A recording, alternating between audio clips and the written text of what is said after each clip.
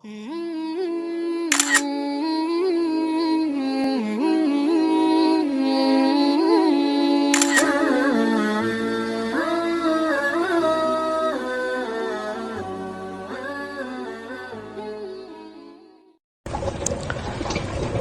satu doa pendek yang diajarkan Allah melalui Al-Quran kepada kita semua. Doa pendek ini merefleksikan tujuan hidup kita sebagai seorang muslim, sehingga seringkali orang menyebut doa ini sebagai doa sapu jagat, yaitu Rabbana atina fid dunya hasanah wa fil akhirati hasanah wa qina adzabannar. Wahai Tuhan kami, berikan kami kebahagiaan di dunia ini, kebahagiaan di akhirat nanti, dan selamatkan kami dari azab neraka. Dunia dan seluruh isinya sesungguhnya merupakan tujuan hidup jangka pendek dari setiap pribadi muslim. Tujuan jangka pendek yang mengantarkan kita untuk meraih tujuan jangka panjang, yaitu akhirat dan ridho Allah Subhanahu wa ta'ala. Untuk kedua tujuan ini, Islam mengajarkan nilai keseimbangan. Bekerjalah buat duniamu seolah kau akan hidup selamanya, tetapi bekerjalah buat akhiratmu seolah kau akan mati besok. Nilai keseimbangan ini kemudian diterjemahkan dalam berbagai aspek kehidupannya. Dalam berbagai aspek kehidupan. Bagaimana si kaya harus membantu yang miskin. Bagaimana si miskin berusaha dan hidup tidak menjadi beban bagi yang lain. Kelihatan nilai keseimbangan itu. Bagaimana si tua menyayangi yang muda, bagaimana yang muda menghormati yang tua. Bagaimana tuan rumah menghormati tamu, bagaimana tamu menjadi orang yang tahu diri. Ini semua merefleksikan adanya nilai keseimbangan. Jadi seakan, Bung, ini dunia. Ambil apa yang perlu, nikmati apa yang boleh. Kalau bisa jangan gagal kau di dunia ini. Tapi kalaupun kau gagal di dunia, kau kan masih punya akhirat. Inilah sumber optimisme kehidupan seorang muslim. Dia tidak boleh gagal kalau bisa di dunia ini, tapi kalaupun gagal, kau masih punya akhirat. Karena kau punya akhirat, caramu mencapai dunia ini diwarnai oleh keyakinan terhadap adanya akhirat nanti.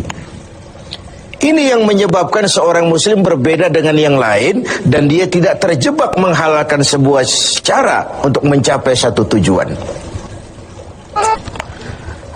Keyakinan adanya akhirat melahirkan etika dalam kehidupan seorang muslim pada cara bagaimana dia mencapai dunia ini.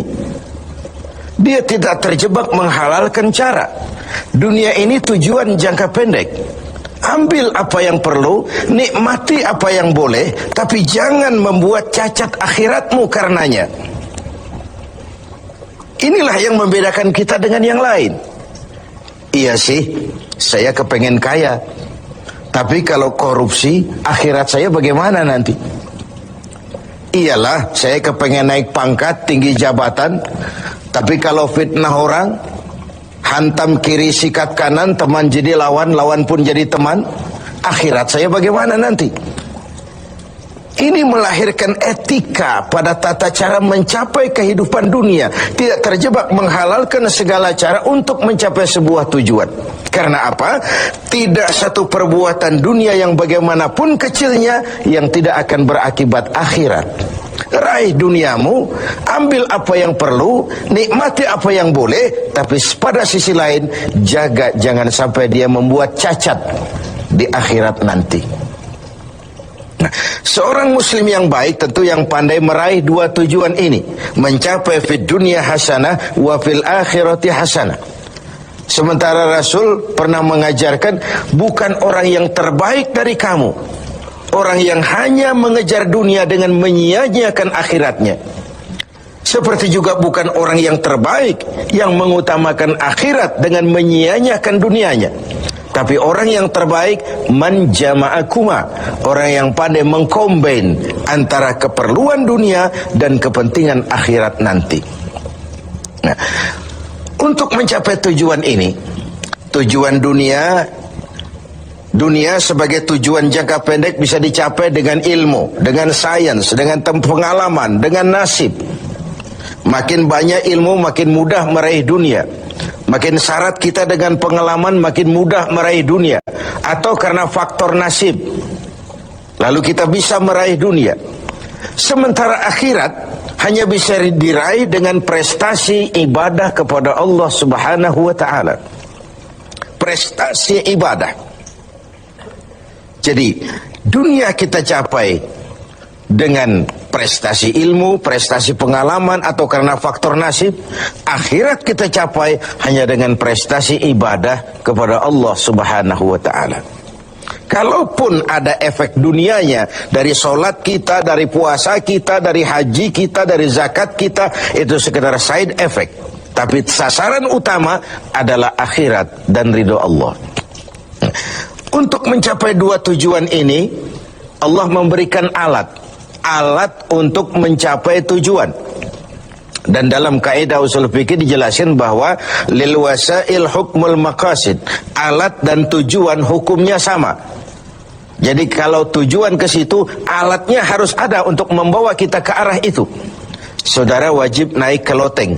Tidak bisa naik ke loteng kalau tidak ada tangga, maka tangga itu menjadi wajib adanya. Nah, untuk mencapai dua tujuan ini, fid dunya hasanah wa fil akhirati hasanah, Allah memberikan alat kepada kita. Apa alatnya? Dalam surah At-Taubah ayat 111 bisa kita lihat. Innallaha ashtara minal mu'minina anfusahum wa amwalahum bi anna lahumul jannah.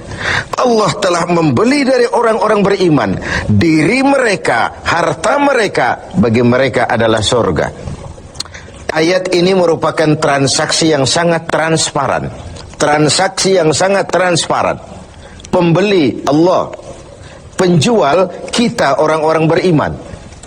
Dagangannya amwal dan anfus, harta dan diri.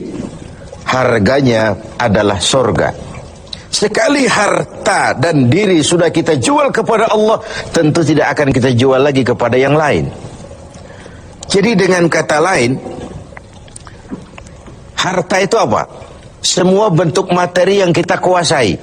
Uang, tanah, kebun, pabrik, dan sebagainya. Lalu yang dimaksud dengan anfus, diri itu apa? Semua kekayaan yang ada dalam pribadi kita. Konsep, pikiran, ide, wewenang, jabatan, kemampuan, skill, itu semua anfus. Untuk tujuan jangka pendek, harta dan diri harus jadi rahmah bagi lingkungan. Untuk tujuan jangka panjang, harta dan diri harus menunjang jalan menuju ridho Allah Subhanahu wa ta'ala. Itulah jalan kalau kita ingin mencapai fid dunya hasanah wa fil akhirati hasanah. Dengan kata lain, yang alat itu jadikan dia sebagai alat. Jangan dia dijadikan tujuan. Sekali alat kita jadikan tujuan, maka kita akan kehilangan tujuan yang sebenarnya. Begitulah sang waktu sering menggeser alat menjadi tujuan. Tujuan kita adalah kekuasaan, tujuan kita adalah kekayaan, tujuan kita adalah popularitas, tujuan kita adalah menghimpun segala macam kekuatan. Padahal itu cuma sekadar alat untuk mencapai fid dunya hasanah wa fil akhirati hasanah. Kalau alat kita jadikan tujuan, kita akan kehilangan tujuan yang sebenarnya. Dan akhirnya kita akan terjerat kepada fata morgana. Kita sangka itulah tujuan itu. Kita sangka kita sudah sampai kepada titik yang kita tuju. Padahal cuma pandangan yang menipu saja. Akhirnya kita terjerat dalam arus siklus yang berkali-kali diperingatkan oleh Al-Quran. Alhaakumut takatsur. Kamu telah celaka lantaran berlomba-lomba menjadikan alat sebagai tujuan. Berlomba-lomba menjadikan alat sebagai tujuan. Karena itu, gunakanlah alat sebagai alat untuk mencapai tujuan, dan bukan malah alat yang dijadikan tujuan. Berapa banyak pun harta kita miliki, dia cuma alat. Setinggi apapun kedudukan yang kita capai, dia cuma alat. Sebanyak apapun ilmu pengetahuan yang kita kuasai, dia cuma sekedar alat untuk mencapai fid dunya hasanah wa fil akhirati hasanah. Dengan puasa Ramadan kita harapkan menjadi laboratorium rohani yang membina nilai-nilai keseimbangan. Sebab kalau tidak ada nilai keseimbangan, akan pincanglah gaya hidup kita. Tidak mustahil kita terjebak pada materialisme, hedonisme yang pada akhirnya lagi-lagi mengantarkan kita kepada fata morgana. Semoga ibadah puasa makin menyadarkan kita. Rabbana atina fid dunya hasanah wa fil akhirati hasanah wa qina adzabannar.